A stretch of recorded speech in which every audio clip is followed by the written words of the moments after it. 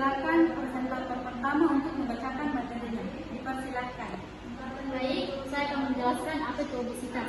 Pada awalnya, obesitas dipandang sebagai tren atau gaya hidup sebagai tanda kesuksesan seseorang dengan memiliki badan yang gemuk menandakan seseorang berkecukupan.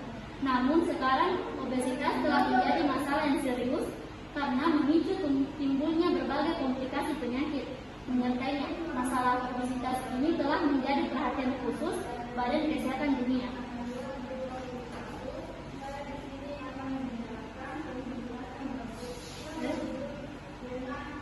Baik, definisi obesitas.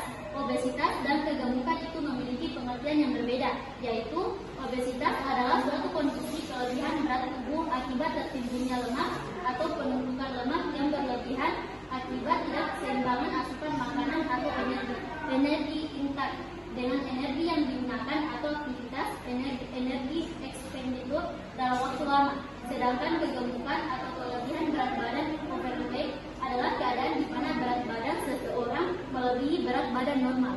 Silakan kepada moderator. Selanjutnya saya persilakan kepada presentator kedua untuk melanjutkan materinya. Baik, tipe-tipe obesitas.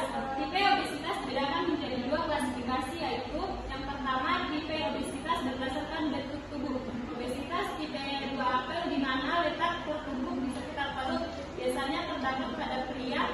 Obesitas 2 pir atau lemak yang ada tersimpan di sekitar pinggul dan bokong cenderung dimiliki oleh wanita.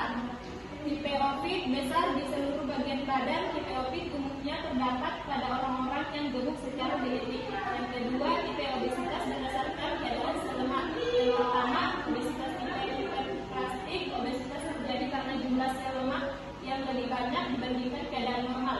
Yang kedua, obesitas tipe hipertrofik. Obesitas terjadi karena ukuran sel lemak menjadi lebih besar dibandingkan keadaan normal, tetapi jumlah sel tidak bertambah banyak dari normal. Yang ketiga, obesitas tipe hiperplastik dan hipertrofik. Obesitas terjadi karena jumlah dan ukuran sel lemak melebihi normal. Gejala timbulnya obesitas. Umumnya, obesitas terdapat tahap awal tidak memiliki gejala yang terdampak pada tubuh. Pengidap tidak menyadari bahwa berat badan terus meningkat serta pakaian lama menjadi kekecilan. Pengidap umumnya baru akan menyadari gejala tersebut setelah kerabat atau lingkungan sekitarnya mengingatkan dan memberitahu. Diagnosis obesitas menjadi ketika indeks massa tubuh adalah 30 atau lebih tinggi. Indeks massa tubuh dihitung dengan membagi berat badan dalam kilogram dengan tinggi badan dalam meter kuadrat. Bagi kebanyakan orang, BMI memberikan perkiraan lemak tubuh yang masuk akal. Sayangnya, BMI tidak secara langsung mengukur kadar lemak dalam tubuh, sehingga beberapa orang seperti atlet memiliki BMI dalam kategori obesitas meskipun mereka tidak memiliki kelebihan lemak tubuh. Selanjutnya, saya serahkan kepada moderator. Nah, selanjutnya saya persilakan kepada presentator ketiga untuk melanjutkan materinya.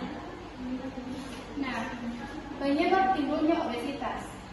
Penyebab terjadinya ketidakseimbangan antara asupan dan pembakaran kalori ini masih belum jelas. Terjadinya obesitas melibatkan beberapa faktor. Yang pertama, faktor makanan. Kedua, keturunan atau faktor genetik.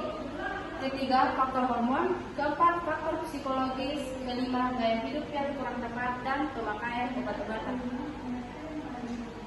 Cara pengukuran obesitas. Yang pertama, pengukuran secara antropometrik, yaitu ada body mass index atau BMI, adalah sebuah ukuran berat terhadap tinggi badan yang umumnya digunakan untuk menggolongkan orang dewasa ke dalam kategori underweight atau kekurangan berat badan. Overweight kelebihan berat badan dan obesitas kegemukan. RLLP, rasio lingkar pinggang dan pinggul. Ketiga, indeks Broca, BMOCCA, atau merupakan estimasi berat badan ideal dengan menggunakan pengukuran tinggi badan saja.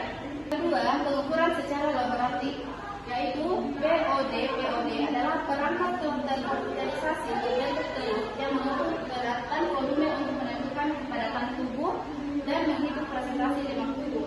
Kedua, DEXA, Dual Energy Excitation biometri. Ketiga, bioelectric impedance analysis atau analisa tekanan bioelektrik. Saya serahkan kepada moderator. Baik, selanjutnya saya serahkan kepada presentator terakhir untuk membacakan materi. Baik, mekanisme terjadinya obesitas, makanan ada kuat yang disertai dengan ketidakseimbangan antara intake dan output yang keluar masuk dalam tubuh akan menyebabkan akumulasi timbunan lemak pada jaringan adiposa khususnya jaringan sikutan. Apabila hal ini terjadi akan timbul berbagai masalah, di antaranya timbunan lemak pada area abdomen yang menyebabkan tekanan pada otot-otot diafragma meningkat. Selanjutnya, penyakit yang timbul akibat obesitas. Yang pertama, diabetes mellitus, 2, hipertensi, 3, penyakit jantung koroner, 4, stroke, 5, sleep apnea, 6, austertitis, 7, batu empedu, 8, kanker payudara. Selanjutnya saya serahkan kepada moderator. Baik, jadi itulah tadi hasil pemaparan materi kami. Jadi kesimpulannya pada pelaksanaan obesitas yaitu 1. Diet, 2. Olahraga, 3. Obat-obatan, dan 4. Pembedahan. Jadi itulah tadi hasil materi kami. Jika ada salah mohon dimaafkan. Saya ucapkan terima kasih. Wabillahi taufiq wal hidayah. Wassalamualaikum warahmatullahi wabarakatuh.